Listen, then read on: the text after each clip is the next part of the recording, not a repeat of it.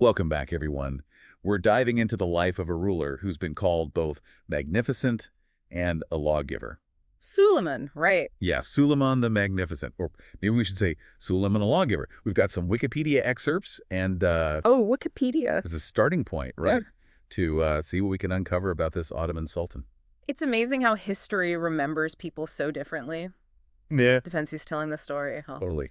So magnificent, that's what the West called him. But in his own empire, he was the lawgiver. Already we're seeing there's more to this guy than just a cool nickname. Absolutely. We got to go deeper than the surface. Multiple perspectives. That's the key. We'll love that. Okay, so before we jump into the conquests and the laws, let's rewind to his beginnings. Born in 1494. Trabzon, right. Mhm. On the Black Sea. Modern day Turkey. That's it. And here's the thing, he wasn't even supposed to be sultan. Makes you think about his life in Topkapi Palace, you know?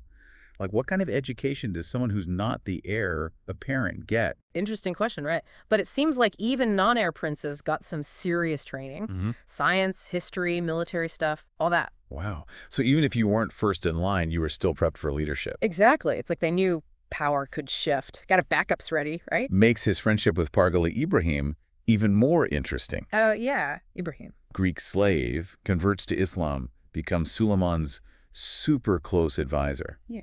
Some even say more than friends. This bond definitely foreshadows, Drama. oh, for sure, Yeah. intrigue. So to get to know the man who would become sultan, there's this early description. A Venetian envoy said young Suleiman loved reading. Smart, good judgment. Or he's showing signs of the lawgiver, huh? Seems so. And those qualities, they got put to the test pretty quickly. Sultan at 26, bam, right into the action. 1520. And he goes right for Belgrade. His great-grandfather Mehmed II couldn't conquer it. But Suleiman, not intimidated. Heavy bombardment, Danube River, takes the city within a year. What a statement. More than just symbolic, though. Belgrade.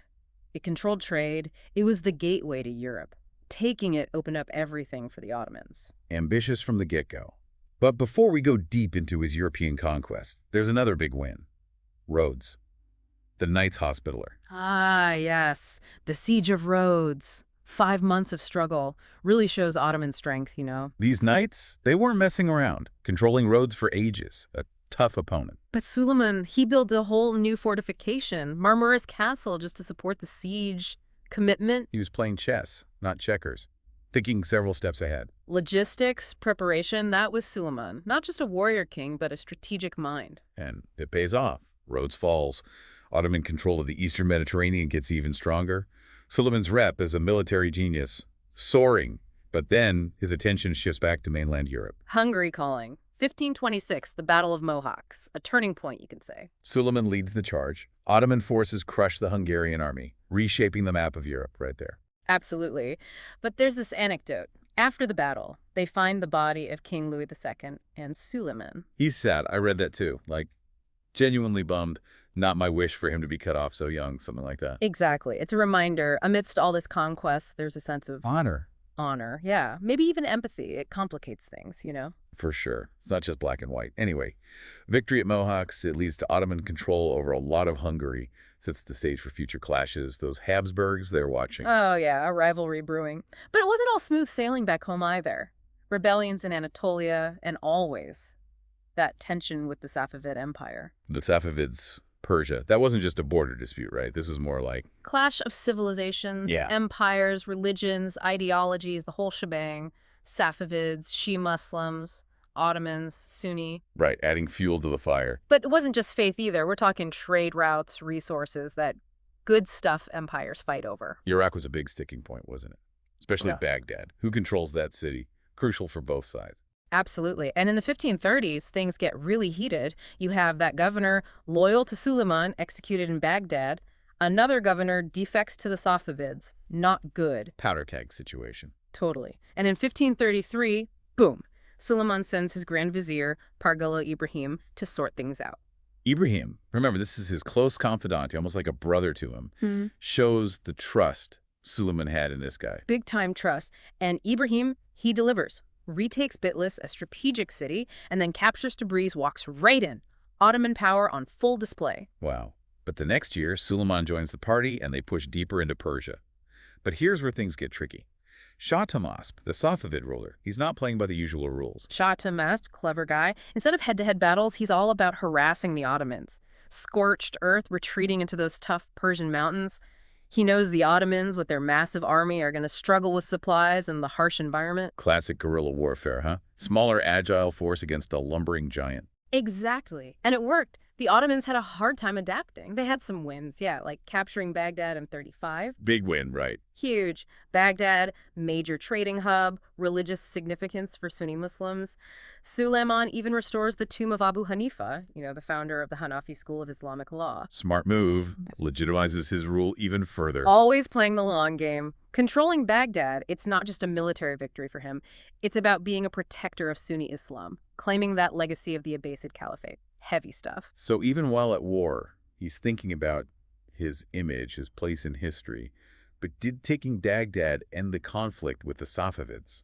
Not quite. Things simmered for years, more campaigns in 48-53. And each time Shah Tahmasp does the same thing, frustrating the Ottomans. So a stalemate, basically. Yeah, pretty much. By 1555, both sides are exhausted. They're ready for a deal. So you get the Peace of Amasya, they split the disputed territories. Ottomans keep Iraq, including Baghdad. Pretty big concession from the Safavids. Suleiman secures his eastern frontier, at least for now. But all this time, there's another power looming, the Habsburgs.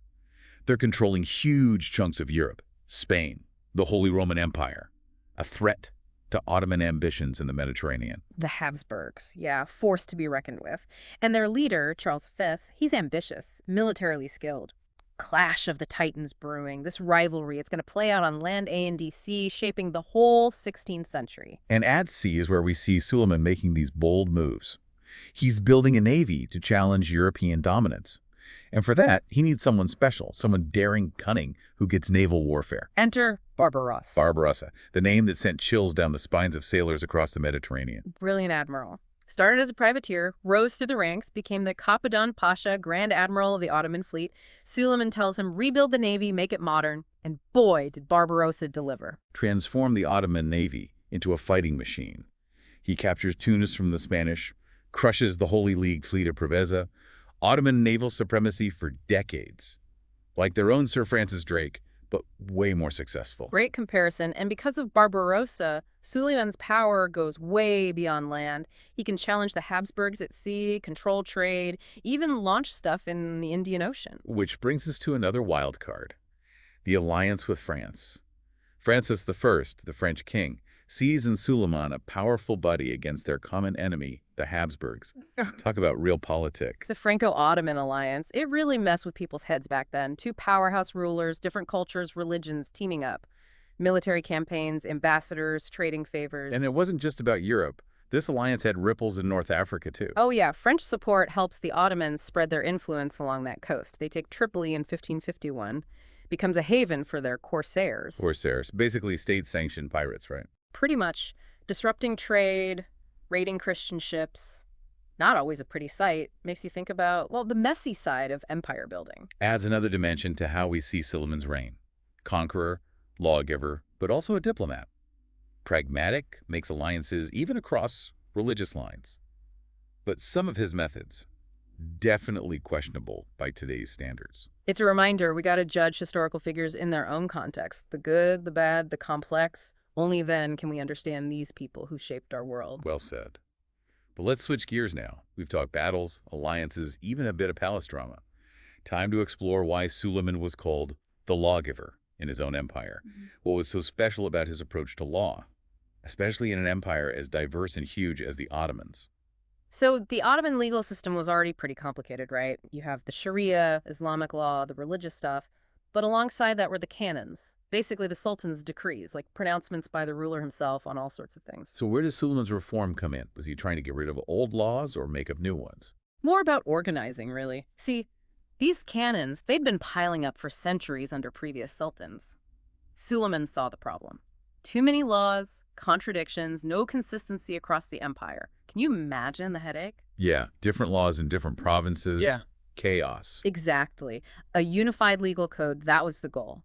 Makes ruling a massive empire much smoother. So what do? Just sit in his palace with stacks of scrolls? He was hands-on, for sure. He gathered judgments from, get this, the 9 Ottoman sultans before him, worked with legal scholars, went through all those pronouncements, ditched what was redundant, fixed the clashes, created a real legal system. And that became the Kanuni Osmani, the Ottoman laws. This wasn't just a temporary thing, was it? Nope. This code, with some tweaks over time, lasted for centuries. The legal foundation of this huge empire, laid down by one guy, that's legacy. So what did it cover? Like everything from land disputes to, I don't know, stealing a loaf of bread. Pretty much. Criminal law, land ownership, taxes, even rights and responsibilities of different groups within the empire. Fines for specific offenses, even that was laid out. Suleiman wanted a system where, in theory, everyone knew where they stood, legally speaking, no matter who you were or where you lived in the empire. Now, we tend to think of law as pretty strict, especially back then. But I read that Suleiman's reforms actually reduced the number of crimes that got you executed or mutilated. Yeah, that's interesting, isn't it? Shows a ruler who, while wanting order, also understood, proportionate punishment. Ahead of his time in some ways, maybe. It's possible. Remember, we're looking back from today. Justice was different then. But even within that context, some of what he did was forward-thinking. And it's not just about punishment. There's that story about him protecting the Jewish population, a decree against blood libel accusation. All right. That shows his approach to religious tolerance, especially in a time when prejudice was, everywhere. And apparently his Jewish physician, Moses Hammond, suggested it to him. Shows he was open to advice even from different faiths. Challenging those stereotypes about the Ottomans being solely Islamic and intolerant. History's rarely black and white. Never is. And this incident, it tells us something crucial. Suleiman's ruling a vast, diverse empire. He knows stability isn't just about armies, but also tolerance, being practical. He wasn't trying to erase differences, but manage them under one law. So we see a ruler who cares about justice, order, the well-being of his people, no matter their religion. That's not the ruthless conquer image we sometimes get. It's like we're seeing different sides of this guy. A complex personality full of contradictions makes him fascinating. He wasn't just a military mind or a law reformer. He was a patron of the arts, a poet, a man of deep emotions and relationships. Speaking of which, his reign is often called the Golden Age of Ottoman culture. Why was that? Just good taste or something more? It was a deliberate move. He knew art and culture could legitimize his rule, project Ottoman power to the world. His court was a magnet for creative types: artists, poets, architects, musicians. He even had those, what were they called? Imperial artistic societies, Yeah. like an Ottoman art school. The Li Hierif, more like elite workshops, bringing together the best of the best. Painters, calligraphers, bookbinders, all working under his patronage, creating these incredible pieces that showcased Ottoman splendor. Wow, like a Renaissance court, but with an Ottoman twist. Exactly. And the results, they were stunning. This mix of Persian, Arabic, Byzantine influences all fused with the Ottoman style. It wasn't just copying, it was pushing boundaries. And he wasn't just watching from the sidelines. The guy was a poet himself, writing under the name Muhibi, lover. His verses are still part of Turkish literature. Wild to think of this powerful sultan expressing himself that way. Humanizes him, right? Even the most powerful have an inner life. And his poetry wasn't all lovey-dovey. It was about loss, longing, the fleeting nature of power. He even has this verse, it's become a proverb.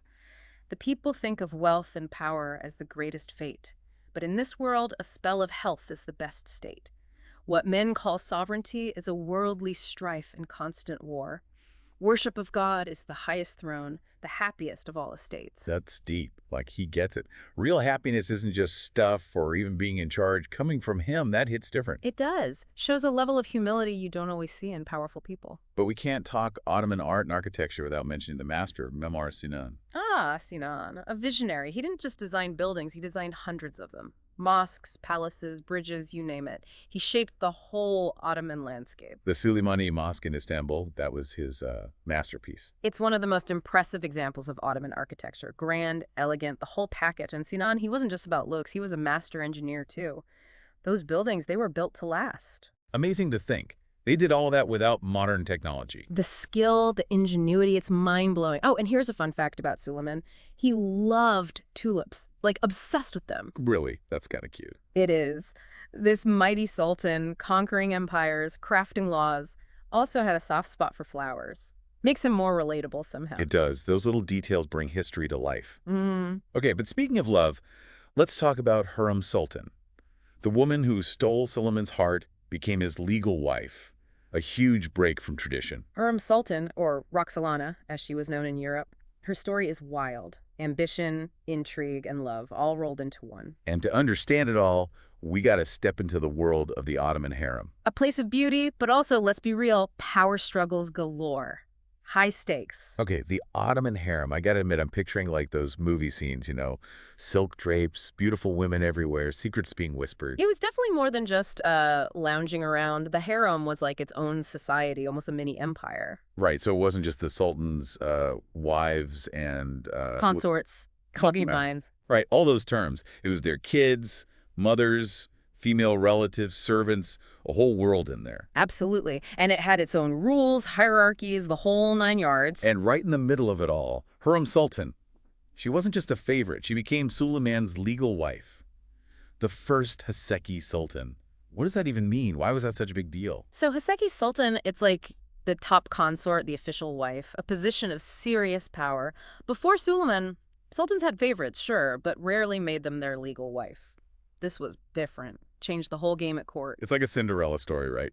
Slave girl wins the Sultan's heart, rises to power.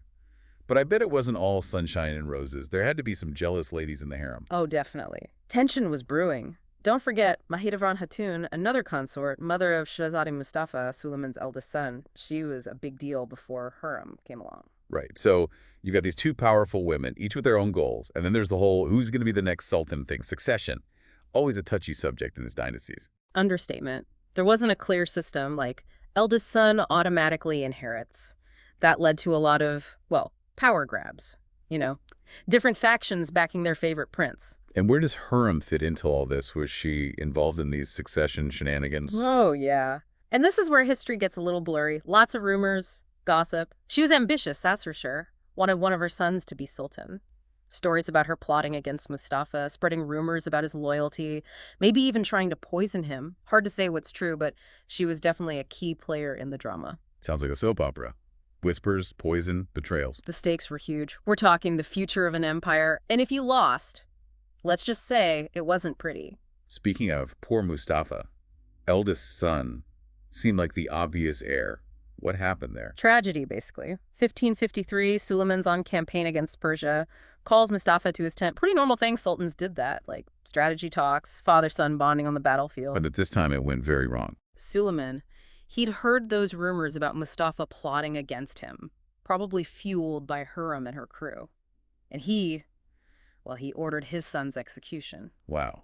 A father killing his own son, convinced he's a traitor. Chilling. It shows how power can twist even family ties. Makes you wonder, did Suleiman really believe it? Or was he played? And what about Hurrem? What was her role? We'll never know for sure. We've only got the historical accounts, and they're often biased, incomplete. It's all speculation at this point. But one thing's for sure. Mustafa's death was a turning point. It cleared the way for one of Hurrem's sons to become sultan. Exactly. And the power struggle didn't end there. 2 of her sons, Selim and Bayezid, they end up fighting each other. Brutal civil war. Bayezid loses, gets executed, along with his 4 sons, power-hungry even within families. So in the end, Hurrem got what she wanted. Her son Selim became sultan. But at what cost?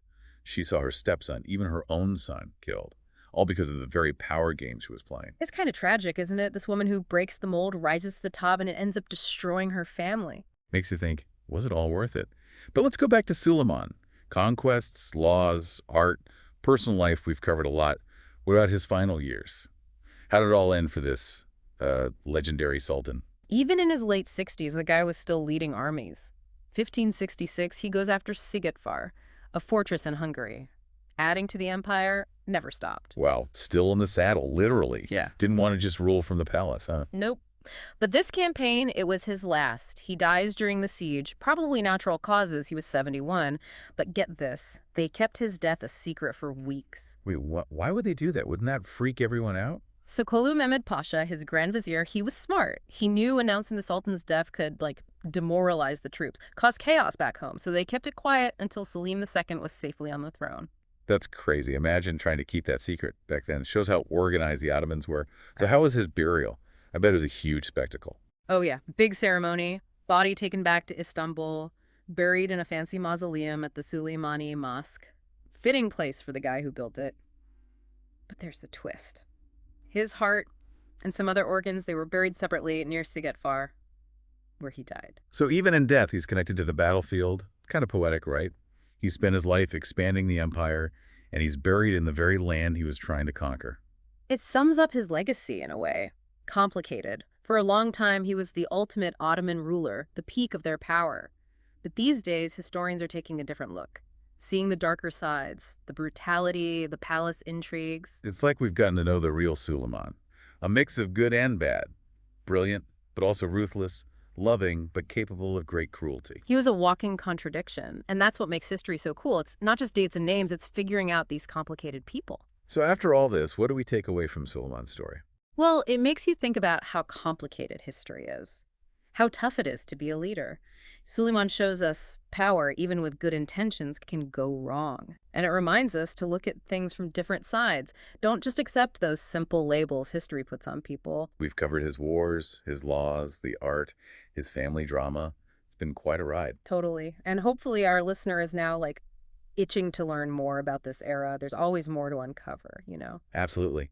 History isn't just about the past. It's about understanding what got us here, what shapes our future. And sometimes the best way to do that is to dive into the lives of these people, the ones who came before us, learn from their wins and losses, see the world through their eyes. Thanks for joining us on this deep dive into the world of Suleiman the Magnificent. Hope you enjoyed it. Until next time, keep exploring, keep questioning, and keep diving deep. All right, we're going inside the Ottoman harem. I gotta be honest, my brain goes to those old movies, all those luxurious rooms and beautiful women and secrets and stuff. But I bet it was way more complicated than that, right? Yeah, way more. The harem wasn't just a place to relax. Think of it more as a power structure, a mini version of the whole empire. So not just the sultan's wives and Consorts, and concubines, all those terms. Exactly. So there were kids in there too. Kids, mothers, female relatives, servants, you name it. It was a whole society with its own hierarchy and rules, traditions, the whole deal. Okay, wow. And right at the center of all this was Hurrem Sultan. So she wasn't just a favorite. She became Suleiman's legal wife, the first Haseki Sultan. Can you explain that? What does that even mean? It seems like a big break from tradition. Yeah, it was huge. Haseki Sultan basically means chief consort, the official wife. Yeah. And it came with serious power influence in the harem. Before Suleiman, sultans might have favored certain women, but rarely made them their legal wife. This changed things big time. It's almost like a fairy tale, right? The slave girl becomes the sultan's wife and gains all this power. But I'm guessing it wasn't all happily ever after. There had to be some drama, some other women in the harem who weren't thrilled about this. Oh, yeah, for sure. Lots of tension. Remember Mahidevran Hatun, another consort, and the mother of Mustafa, Suleiman's oldest son. Oh, right. She was a major player before Hurrem showed up. So, yeah, there was definitely some rivalry there. Okay, so you've got these two powerful women, each with their own ambitions. And on top of all that, there's the whole question of, well, who becomes the next sultan? Succession. It's a big deal in any dynasty, but especially with the Ottomans. It was a recipe for trouble. There wasn't a clear system, the firstborn son automatically inherits, so it often led to these power struggles, different groups backing their favorite prince. And Hurrem gets involved in all this. Oh, absolutely. And this is where the historical accounts get a little juicy. Lots of rumors and speculation. She was a smart woman, definitely ambitious, wanted one of her sons on the throne, stories about her plotting against Mustafa, maybe even trying to poison him. Who knows what's really true, but she was definitely stirring the pot. It's like a palace intrigue novel, isn't it? Poisonings, secret plots, betrayals. The stakes were sky high. The future of an empire, not just some family squabble. Yeah, no kidding. Which reminds me, we have to talk about Mustafa. Suleiman's oldest son seemed like the heir apparent. What happened? Well, it's a tragic story. In 1553, Suleiman was on campaign in Persia. He summons Mustafa to his tent. This was pretty common. Sultans would meet with their sons during campaigns, talk strategy, that kind of thing. Right, like a father-son bonding moment, but with, the fate of an empire at stake. Exactly. But this time, it didn't go well. Suleiman had heard those rumors about Mustafa plotting against him, probably fueled by Hurrem and her allies, right? And he had his son executed. Oh, wow. A father killing his own son. It's a bit hard to wrap your head around. It's a stark reminder of what power can do, how it can twist even family relationships. Makes you wonder if Suleiman truly believed those rumors or if he was, manipulated. And what about Hurrem? How much was she pulling the strings? We'll probably never know the whole truth. The historical record is always incomplete, biased, you know. We can only speculate. But it's clear Mustafa's death changed everything. It opened the door for one of Hurrem's sons to take the throne. Definitely a turning point. But the power struggle didn't end there. Two of her sons, Selim and Bayezid, they ended up fighting each other. Full-blown civil war. Brutal.